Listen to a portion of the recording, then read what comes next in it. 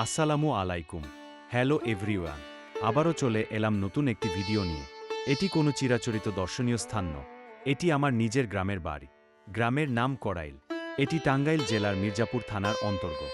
আমার এই গ্রামের পাশেই রয়েছে মহেরা জমিদার বাড়ি। চলুন, পাখির চোখ দিয়ে আমার গ্রামটি ঘুরে দেখা যাক।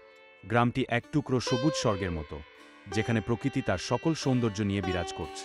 চারদিকে শুধু সবুজের সমারোহ, যেখানে বনে, ফসলে, গাছে আর পাখির কাকলি মিলে একটি শান্তিপূর্ণ আবহ তৈরি করেছে।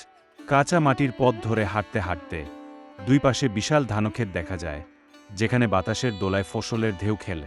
পথের পাশে সারি সারি আম, কাঁঠাল, তালগাছের ছায়া যেন প্রকৃতি আপন করে নিয়েছে। গাছপালা আর ফসলের মাঝখানে এক একটি ঘর, প্রতিটি যেন প্রকৃতির সঙ্গে সম্পূর্ণভাবে মিশে আছে। ভোরের দিকে যখন সূর্যের আলো গাছের পাতা দিয়ে ফিল্টার হয়ে আসে, তখন পুরো গ্রাম এক মনোমুগ্ধকর রূপ ধারণ করে।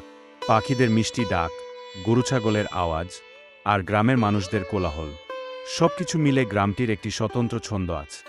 বিকেলের দিকে সূর্য যখন ধীরে ধীরে পশ্চিমে ঢলে পড়ে, তখন আকাশের রং বদলাতে থাকে আর ফসলের ক্ষেতগুলো সোনালি আভায় ভরে ওঠে। গ্রামের প্রান্তে বাঁশের ঝাড় আর পাখির ঝাঁক যেন সন্ধ্যার সময়ের শীতল হাওয়ায় আরাম দেয়। এই সবুজ শ্যামল গ্রামটিতে সময় যেন থেমে থাকে। এখানে প্রকৃতি আর মানুষ একসঙ্গে মিলেমিশে আছে, যেখানে জীবন চলে ধীরগতিতে আর প্রতিটি মুহূর্তেই প্রকৃতির সৌন্দর্য অনুভব করা যায়। গ্রামবাসীদের সরলতা, পরিবেশের প্রশান্তি আর চারপাশের সবুজ মাঠ গ্রামের প্রতিটি কোণকে এক অনন্য সুন্দর রূপ দিয়েছে।